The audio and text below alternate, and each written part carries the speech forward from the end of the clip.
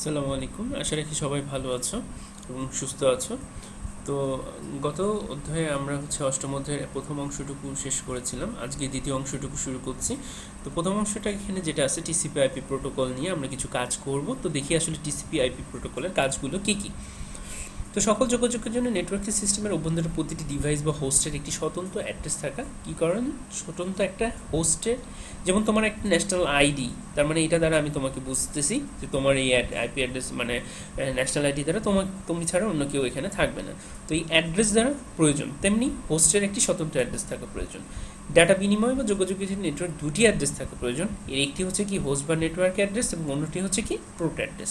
দুটো অ্যাড্রেস, একটা হচ্ছে কি হোস্ট বা নেটওয়ার্ক অ্যাড্রেস আর একটা হচ্ছে কি পোর্ট অ্যাড্রেস। পোর্ট অ্যাড্রেস হচ্ছে একটি আওতামুক্ত কোনো প্রসেস বা নেটওয়ার্ক অ্যাড্রেস যেমন বা অ্যাপ্লিকেশন অ্যাড্রেস। পোর্ট অ্যাড্রেস দ্বারা এন্ড টু এন্ড প্রোটোকল যেমন যথার্থ প্রসেস বা অ্যাপ্লিকেশনের নিকট ডাটা প্যাকেট সরবরাহ করা হয়ে থাকে।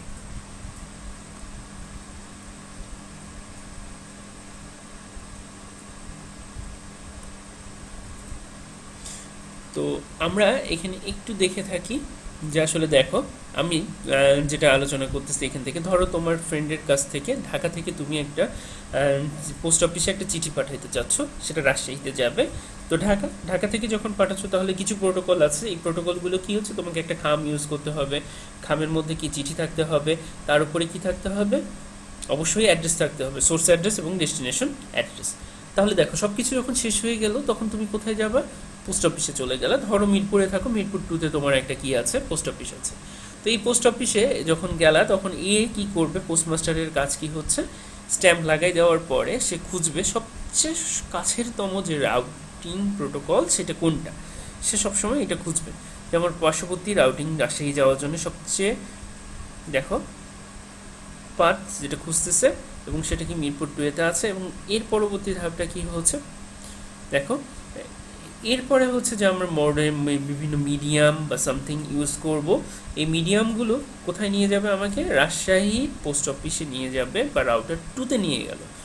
বা এই রাউটার 2 এর কাজ কি হচ্ছে, রাজশাহীর যে ঠিকানায় দেখা যাচ্ছে আমি তানোর বা অন্য জায়গায় পাঠাইতে চাচ্ছি, সেই ঠিকানার অ্যাড্রেসটা কোথায় পাবো, এখানে পেয়ে থাকবো। তো এই ক্ষেত্রে রাউটিংগুলো কাজ কি করে, পার্শ্ববর্তী যতগুলো নেটওয়ার্ক আছে বা পার্শ্ববর্তী যত রাউটার আছে সেই রাউটারগুলো কি করে, অ্যাড্রেসগুলো সে কী করে জমা করে রাখবে।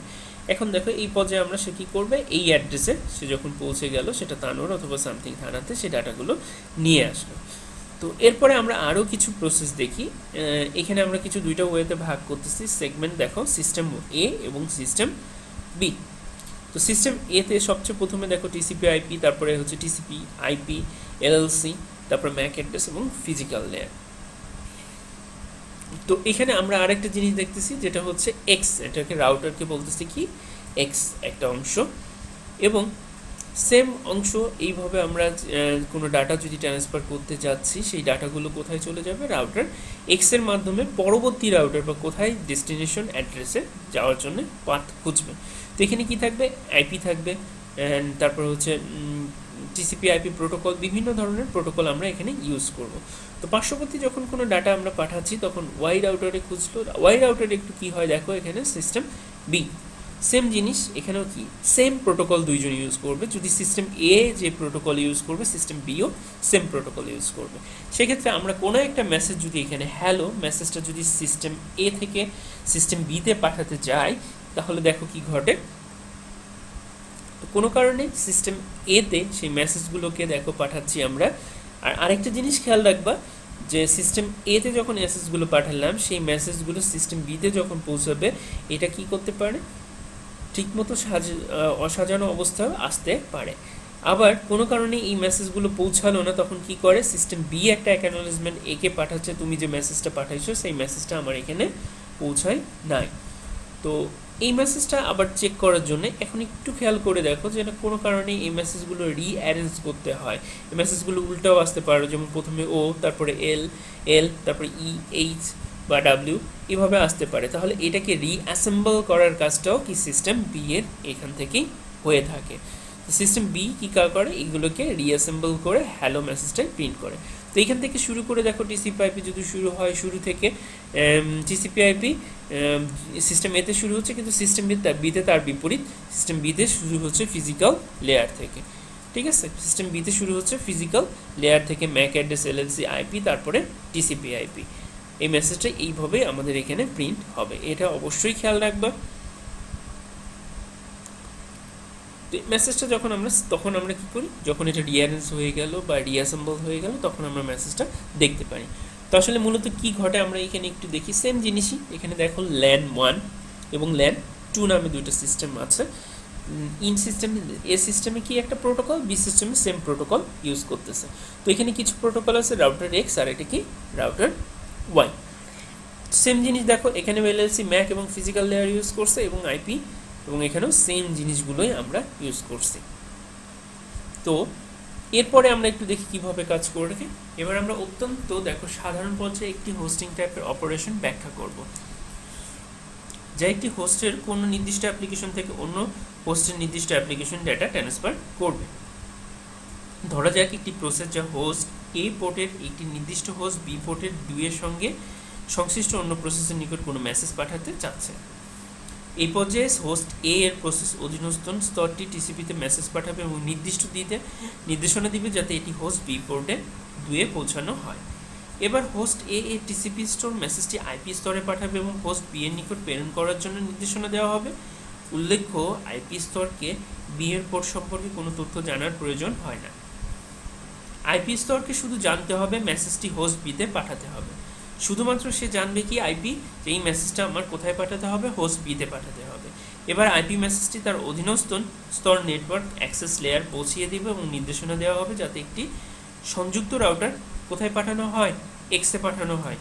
এই ডাটা প্যাকেট হোস্টের এ প্রসেস থেকে বি এর উদ্দেশ্য পর্যন্ত পথটিকে পরিভ্রমণ করা হলে তখন তাকে আমরা কি বলতেছি, হপ হিসেবে বিবেচিত হবে। ডাটা ট্রান্সমিশন অপারেশনটি নিয়ন্ত্রণের জন্য ইউজারকে ডেটার পাশাপাশি কন্ট্রোল ইনফরমেশনও পাঠাতে হয়।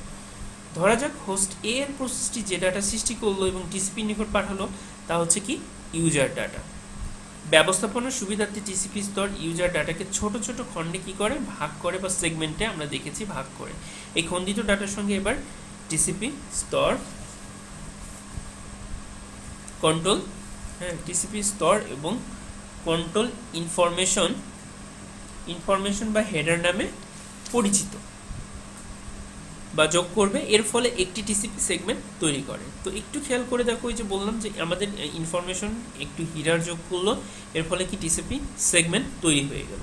টিসিপি হেডার তথা ব্যবহারের বিপরীত প্রান্তে বি হোস্টের টিসিপি স্তর কর্তৃক টিসিপি হেডারে যে সকল তথ্য থাকে তা হচ্ছে, আমরা প্রথমে দেখি গন্তব্য। হোস্ট বি এর টিসিপি যখন ডাটা সেগমেন্ট পাবে তখন তাকে জানতে হবে প্যাকেটটি কাকে সরবরাহ করতে হয়েছে। সিকোয়েন্স নাম্বার, আমরা যখন উদাহরণ দেখলাম একটার পর একটা সিকোয়েন্স অনুযায়ী আসতেছে এবং সেটা আমরা কি করতেছি, যোগ করতেছি। টিসিপি প্রতিটি সেগমেন্টে বা ডাটাকে খণ্ডকে একটি সংখ্যা দ্বারা কি করা হয়, সূচিত করে এবং গন্তব্য পোর্টে তা নির্ধারিত ধারাবাহিক ক্রমে প্রেরণ করে। যদি হোস্টের টিসিপি স্তর ধারাবাহিকভাবে বাইরের কোনো ডাটা পুনরায় সঠিক ক্রমে ডাটা প্যাকেট প্রেরণের জন্য কি করবে, অনুরোধ পাঠাবে। এখানে কি হচ্ছে, কোনো কারণে সিকোয়েন্স যদি ভুল হয়ে যায় বা আসে নাই, তো অ্যাকনোলেজ আবার পাঠাচ্ছে বি, ধরো আবার অ্যাকনোলেজ পাঠাচ্ছে একে, এ কী করবে, সেই ডাটাটা পুনরায় পাঠাবে। তো সেম জিনিস একটু সেকশন আমরা একটু দেখি। প্রেরক টিসিপি ডাটা খণ্ডের সাথে একটি কোড জুড়ে দেয়।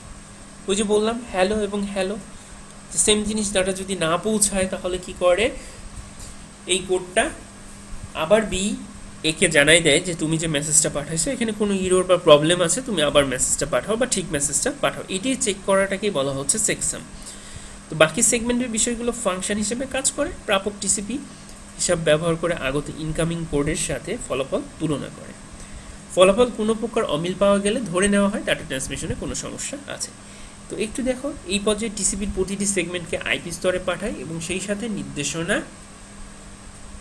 প্রদান করে যাতে সেগমেন্টটি হোস্ট বিটে কি করা হয়, ট্রান্সমিট করা হয়। এই সেগমেন্টসমূহ এক বা একাধিক নেটওয়ার্কের মধ্য দিয়ে কি হয়, সঞ্চালিত হয় এবং একাধিক মধ্যবর্তী রাউটার কি করবে, অতিক্রম করে। এই অপারেশনের জন্য কন্ট্রোল ইনফরমেশন ব্যবহার করার প্রয়োজন হয়। তাই আইপি প্রতিটি সেগমেন্টের সাথে কন্ট্রোল ইনফরমেশন সম্বলিত একটি হেডার যোগ করে আইপি ডাটাগ্রাম তৈরি করা হয়। উদাহরণস্বরূপ আইপি হেডারের গন্তব্য, ডেস্টিনেশন বা প্রাপক হোস্টের ক্ষেত্রে বি অ্যাড্রেস কি থাকে, সংরক্ষিত থাকবে। আবারও দেখো, হেডার যোগ করবে, আইপি ডাটাগ্রাম তৈরি করবে। উদাহরণস্বরূপ আইপি হেডারের গন্তব্য ডেস্টিনেশন থাকবে এবং প্রাপকের ক্ষেত্রে সেটা কি থাকে, অ্যাড্রেসটা সংরক্ষিত থাকে। সর্বশেষ গন্তব্য পথে প্রথম নেটওয়ার্কের অতিক্রম করার পর প্রতিটি আইপি ডাটাগ্রাম নেটওয়ার্কের অ্যাক্সেস লেয়ারে উপস্থিত হয়। এই পর্যায়ে নেটওয়ার্ক অ্যাক্সেসের নিজস্ব হেডার একটি প্যাকেট তৈরি করে। প্যাকেটটি নেটওয়ার্কে এক্সে আসে। ডাটা ট্রান্সফারের জন্য নেটওয়ার্কে যে সকল তথ্যের প্রয়োজন হয় তা প্যাকেট কি করে, হেডারেই যা যা তথ্য দরকার হয় তা প্যাকেট হেডার ধারণ করে। অন্যদের মধ্যে প্যাকেট হেডারে যে সকল তথ্য থাকে তা হলো গন্তব্য নেটওয়ার্ক অ্যাড্রেস। নেটওয়ার্কে অবশ্যই জানতে হয় সংযুক্ত কোন ডিভাইসের কাছে ডাটা প্যাকেটটি সরবরাহ করতে হবে। অনুরোধের সুবিধাগুলো আমরা একটু দেখি। নেটওয়ার্ক অ্যাক্সেস প্রোটোকলকে অবশ্যই কর্তৃপক্ষ নেটওয়ার্ক সুবিধা ব্যবহারের জন্য অনুরোধ করতে হয়। এই ধরনের একটি সুবিধার উদাহরণ হচ্ছে অগ্রাধিকার বা প্রায়োরিটি বিষয়টি। কোন ডাটাটি আগে যাবে সেটার উপরে একটি রাউটার এক্স প্যাকেট হেডারটিকে অপসারিত হয় এবং আইপি হেডার পরীক্ষা করে দেখা হয়। আইপি হেডার সংরক্ষিত গন্তব্য অ্যাড্রেস তথ্যের উপর ভিত্তি করে রাউটার আইপি মডুল আইপি ডাটাগ্রামকে নেটওয়ার্ক 2 এর মাধ্যমে হোস্ট পি এর দিকে কোথায় নির্দেশ করে। এই কাজ করার সময় ডাটাগ্রাম পুনরায় নেটওয়ার্ক অ্যাক্সেস হেডার দ্বারা আবৃত হয়। ডাটা যখন হোস্ট বিতে পৌঁছায় তখন এসবের উল্টো প্রক্রিয়া সম্পন্ন হয়। প্রতিটি চলতে থাকে এবং যতক্ষণ পর্যন্ত ডাটা প্রকৃত প্রসেসর নিকট পৌঁছাতে সক্ষম হয়। টিসিপি/আইপি উপাদানগুলো আমরা একটু দেখি। টিসিপি/আইপি প্রোটোকল পরিবারের সদস্যের ভূমিকা গুরুত্ব অনুধাবন করার পূর্বে টিসিপি/আইপি নেটওয়ার্ক দিয়ে কি কাজ করতে পারি সেই বিষয়গুলো একটু জানা প্রয়োজন। টিসিপি/আইপি নেটওয়ার্ক ব্যবহারের জন্য জানা হয়ে গেলে যে সকল প্রোটোকল নেটওয়ার্কের পিছনে কাজ করছে সেগুলো সম্পর্কে পরিষ্কার ধারণা নিতে সহজ হবে। এবার টিসিপি/আইপি নেটওয়ার্ক কতিপয় গুরুত্বপূর্ণ এবং বহুল প্রচলিত প্রয়োগ আলোচনা করে নিম্নোক্ত বিষয়গুলো আমরা একটু দেখি। প্রথম অবস্থায় দেখি আমরা টেলনেট কি বলছে। টেলনেট কোনো প্রোগ্রামের দূরবর্তী বা রিমোট কম্পিউটার লগ ইন করার সুযোগ করে দেয়। এর ফলে কোনো ইউজার একটি কম্পিউটারে বসে অন্যান্য কম্পিউটার লগ ইন করতে পারে। তো এটার উদাহরণ যদি উত্তম বলতে চাই তাহলে টিম ভিউয়ার ইউজ করতে পারি আমরা।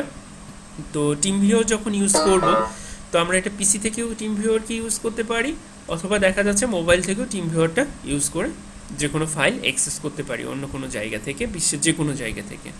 তো এখানে দেখি এর ল্যান বা ওয়ানের বাইরে সাধারণত করা হয় না। এফটিপিটা দেখি। এফটিপি ফাইল ট্রান্সফার প্রোটোকল কাউকে কোনো একটি সিস্টেম থেকে ফাইল বা ফাইল সমূহ অন্য একটি সিস্টেমে কপি করার সুযোগ দেবে। টেলনেট প্রোগ্রামের মতো এক্ষেত্রে ইউজারকে দূরবর্তী কম্পিউটার পূর্ণাঙ্গ প্রবেশের অনুমোদন নিয়ে কাজ করতে হয় না, বরং এফটিপি প্রোগ্রামে ইউজারের প্রবেশ অনুমোদন প্রক্রিয়া সক্রিয় করে থাকে। তবে ফাইলের যথাযথ অ্যাক্সেস পেতে হলে সঠিক অনুমোদনটি কী করতে হয়, নিশ্চিত করতে হয়। দূরবর্তী কম্পিউটার যুক্ত হওয়ার পর একটি তাকে ওই কম্পিউটার থেকে নিজের কম্পিউটার এক বা একাধিক ফাইল কপি করার সুযোগ দিবে, তবে তার কম্পিউটার থেকে দূরবর্তী কম্পিউটার ফাইল কপি বা আপলোড করতে কিন্তু যথাযোগ্য অনুমোদন নিতে হয়। তো এখানে ফাইল ট্রান্সফার বলতে মূলত শুধুমাত্র ফাইল কপি করাই বোঝানো হয়ে থাকে। তো এখানে দেখি ইন্টারনেট বহুল ব্যবহৃত হচ্ছে এমন একটি অ্যাপ্লিকেশন হচ্ছে এফটিপি। কোনো একটি বৃহদাকার ল্যান এবং ওয়ানের বর্তমান এফটিপি অ্যাপ্লিকেশনের ফাইল আদান প্রদানের জন্য ব্যবহার হয়। এরপরে দেখি আমরা এসএমটিপি বা সিম্পল মেইল ট্রান্সফার প্রোটোকল। খুব জনপ্রিয় একটা ইলেকট্রিক মেইল আদান প্রদানের জন্য এসএমটিপি ব্যবহার করা হয়। এসএমটিপি কর্মকাণ্ড ইউজারের নিকট অত্যন্ত পরিষ্কার। দৃশ্যের অন্তরালে এসএমটিপি দূরবর্তী কম্পিউটারে সংযোগ স্থাপন করে এবং অন্যান্য এফটিপির ফাইল ট্রান্সফার প্রক্রিয়ার মতোই মেসেজ বার্তা কী করে, ট্রান্সফার করে থাকে। এসএমটিপির কর্মপ্রক্রিয়া নিয়ে ইউজারকে চিন্তা না করলেও চলে, এমনকি সিস্টেমের অ্যাডমিনিস্ট্রেটরকেও এই বিষয় নিয়ে মাথা ঘামাতে হয় না। বলা বাহুল্য এসএমটিপি হচ্ছে ইন্টারনেটের অন্যতম বহুল ব্যবহৃত একটি প্রোটোকল, যা ইউজারের জন্য সমস্যাযুক্ত একটি প্রোটোকল হিসেবে সমাধিক পরিচিত। তো আমরা একটু দেখি এসএনএমপি কি বলে, সিম্পল নেটওয়ার্ক ম্যানেজমেন্ট প্রোটোকল। তো এই প্রোটোকলগুলো আমরা একটু দেখি। সিম্পল ম্যানেজমেন্ট প্রোটোকলটা কি? সিম্পল নেটওয়ার্ক ম্যানেজমেন্ট প্রোটোকল বা এসএমটিপি নেটওয়ার্কের স্ট্যান্ডার্ড অবস্থা সম্পর্কে বার্তা নেটওয়ার্ক যদি কোনো কারণে সমস্যা সৃষ্টি হয় সে সম্পর্কে রিপোর্ট নেটওয়ার্ক অ্যাডমিনিস্ট্রেটরের কাছে পৌঁছে দেয়। তো এখানে আমরা দুটি জিনিস দেখব। একটা হচ্ছে ইউজার ডাটাগ্রাম প্রোটোকল ইউডিপি ব্যবহার করে থাকে। টিসিপি/আইপির মধ্যে দুইটা অংশ আছে, একটা হচ্ছে ম্যানেজার আর একটি কি এজেন্ট কনসেপ্ট। যদি কার্যক্ষেত্রে ম্যানেজার এবং এজেন্ট ক্লায়েন্ট সার্ভারের অনুরূপ পদ্ধতিতে কাজ করে থাকে। এজেন্ট ডিজাইন সম্পর্কে তথ্য, এজেন্ট কী করবে, শুধুমাত্র ডিজাইন সম্পর্কে তথ্য সরবরাহ করবে, আর ম্যানেজার নেটওয়ার্ক ব্যাপী এজেন্টসমূহের সাথে যোগাযোগ স্থাপন করে থাকে। তো এনএফএস দেখি, নেটওয়ার্ক ফাইল সিস্টেমটা কি বলছে। নেটওয়ার্ক ফাইল সিস্টেম হচ্ছে একটি প্রোটোকল যার উদ্ভাবক হচ্ছে সান মাইক্রো সিস্টেম। তো একে অপরের ডিরেক্টরি অ্যাক্সেস করার জন্য এনএফএস একাধিক পিসিতে সক্ষম এনএফএস একাধিক পিসিকে সক্ষম করে তোলে। এ কাজের জন্য NFS distributed file system scheme ব্যবহার করে থাকে।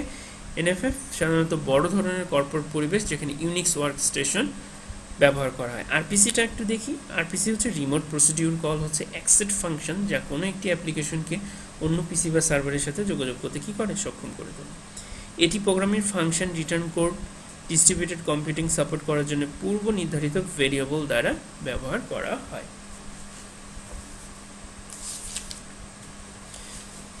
তো এর পরবর্তী ধাপ দেখি আমরা টিএফটিপি কি বলছে। টিএফটিপি হচ্ছে এক ধরনের সরল প্রকৃতির ফাইল ট্রান্সফার প্রোটোকল, তবে এই প্রোটোকলের ডেটা নিরাপত্তা প্রদানের বিষয়টি অনুপস্থিত। ট্রান্সফার হিসেবে এটি ইউডিপিকে কাজে লাগিয়ে থাকে। টিএফটিপি এফটিপির মতোই একই কাজ করে থাকে, তবে পার্থক্য হলো এটি ট্রান্সফার প্রোটোকল ব্যবহার করে থাকে। তো এরপরে দুইটা ইম্পর্টেন্ট পার্ট আছে যেটা আমরা অবশ্যই দেখব, ইউডিপি, টিসিপি এবং ইউডিপি। এটার মধ্যে মাঝে মধ্যেই পার্থক্যগুলো দেয়, তো ভালো করে একটু খেয়াল করো। টিসিপি হচ্ছে টিসিপি আইপির প্রোটোকল সুইটের অন্যতম একটি অংশ। টিসিপি একটি কমিউনিকেশন প্রোটোকল যা অত্যন্ত বিশ্বস্ততার সাথে ডাটা ট্রান্সফার কাজটি করে থাকে। নেটওয়ার্ক মডেলের উচ্চ স্তরের অ্যাপ্লিকেশন থেকে প্রাপ্ত খণ্ডিত ডাটা প্যাকেটকে স্ট্যান্ডার্ড প্যাকেট রূপ দেয় বা পণ্য সংযোজনের কাজটি টিসিপি করে থাকে। কোনো কারণে তোমার ফাইলটা গেল না, সেটা কি করে, আবার ফাইলটা পাঠায়, সেটাই কাজ করে কে, টিসিপি। তো ডাটা ট্রান্সফারের কাজটি সঠিক এবং নির্ভুল করার দায়িত্ব গিয়ে বর্তায় কি, এই প্রোটোকলের উপরে। তো ইউডিপি আমরা একটু দেখি। এটি ডাটাগ্রাম পূর্ণ ট্রান্সমিশন করার সুবিধা প্রদান করে না, যা টিসিপি সংযোগভিত্তিক প্রোটোকল বিদ্যমান। ইউডিপি খুব বেশি বিশ্বস্ততার সাথে কাজ করতে পারে না, তবে কম্পিউটার নেটওয়ার্কের ক্ষেত্রে এর কতকগুলো বিশেষ ব্যবহার রয়েছে। যে সকল অ্যাপ্লিকেশন নিজ নিজ ডাটা ট্রান্সমিশন বিশ্বস্ততা নিশ্চিত করতে পারে, সেসব অ্যাপ্লিকেশন খুব সহজেই ইউডিপি কী করতে পারে, ব্যবহার করতে পারে। ইউডিপি ডাটা ট্রান্সমিশন গ্যারান্টি বা নিশ্চয়তা প্রদান করে না বলেই একে বলা হয় সংযোগবিহীন প্রোটোকল। ইউডিপি ডাটা ট্রান্সমিশন কাজ ফলো আপ করে না, ডাটা প্যাকেট প্রাপ্তি স্বীকার করে না বলেই এই ওভারহেডটা অনেক কম, ফলে ইউডিপি অধিক দ্রুততার সাথে কাজ করতে পারে। এরপরের অংশটা একটু দেখি, আইপিটা কি বলছে। নেটওয়ার্কের অভ্যন্তরে টিসিপি ইউডিপি কর্তৃক সংযোগকৃত, দেখো টিসিপি বা ইউটিপি কর্তৃক সংযোগকৃত ডাটা প্যাকেট চলাচলের কাজটি সম্পন্ন করবে কি, আইপি। নেটওয়ার্ক রাউটিংয়ের এবং ডেস্টিনেশন ডিজাইন চিহ্নিতকরণের জন্য আইপি প্রতিটি ডিভাইসের জন্য একাধিক ইউনিক বা স্বতন্ত্র অ্যাড্রেস ব্যবহার করে। তো আইসিএমপিটা দেখি, ইন্টারনেট কন্ট্রোল মেসেজ প্রোটোকল। কোনো একটি নেটওয়ার্কের আওতাধীন ডিভাইস বা ডিভাইসসমূহের স্ট্যাটাস পরীক্ষাপূর্বক প্রয়োজনীয় মেসেজ বা বার্তা উৎপন্ন করার দায়িত্ব পালন করে আইসিএমপি। উদাহরণস্বরূপ আমরা পিং কমান্ড ব্যবহার করে নেটওয়ার্কের অন্যান্য হোস্টের স্ট্যাটাস জানার জন্য যে পদ্ধতি ব্যবহার করি, মূলত এটি কি হচ্ছে, আইসিএমপির কাজ। তার মানে আইসিএমপির কাজ কি হচ্ছে, আমরা যখন একটা পিং রান কমান্ডে বা সিএমডিতে উইন্ডোজ আর চেপে যখন সিএমডিতে যাব, যখন পিং রান কমান্ড আসলো, সেখানে যদি রান বার আসলো, সেখানে যদি আমরা পিং করি, তো একটু দেখি কি আসে আমাদের। দেখো এই ফাইলে যদি আমরা পিং লিখে একটা আইপি অ্যাড্রেস দিই, তাহলে কি কাজ করে আমরা একটু দেখি। আমি একটা আইপি অ্যাড্রেস দিলাম, সেটা হচ্ছে আমার একটা পরিচিত আইপি অ্যাড্রেস। তাহলে একটু দেখো যে পিং অলরেডি 32 বাইট ডাটা। তো ডাটাগুলো একটু দেখো, প্রথম সময়টা একটু আমরা এখানে না দেখি, প্যাকেট সেন্ড টোটাল দেখো IP address ping, packet send 4, receive 4, তারপর লস 0%। তো অ্যাপ্রক্সিমেটলি রাউন্ড অফ ট্রিপল দেখো মিলি সেকেন্ড। তো ম্যাক্সিমাম আমার কত জিরো দেখো মিলি সেকেন্ড সময় লাগতেছে, মানে সিম্পল ছোট্ট একটা সময়ও না, মিলি সেকেন্ড সময়ও লাগে না এই ডাটাটা ট্রান্সফার বা তার দেখার জন্যে।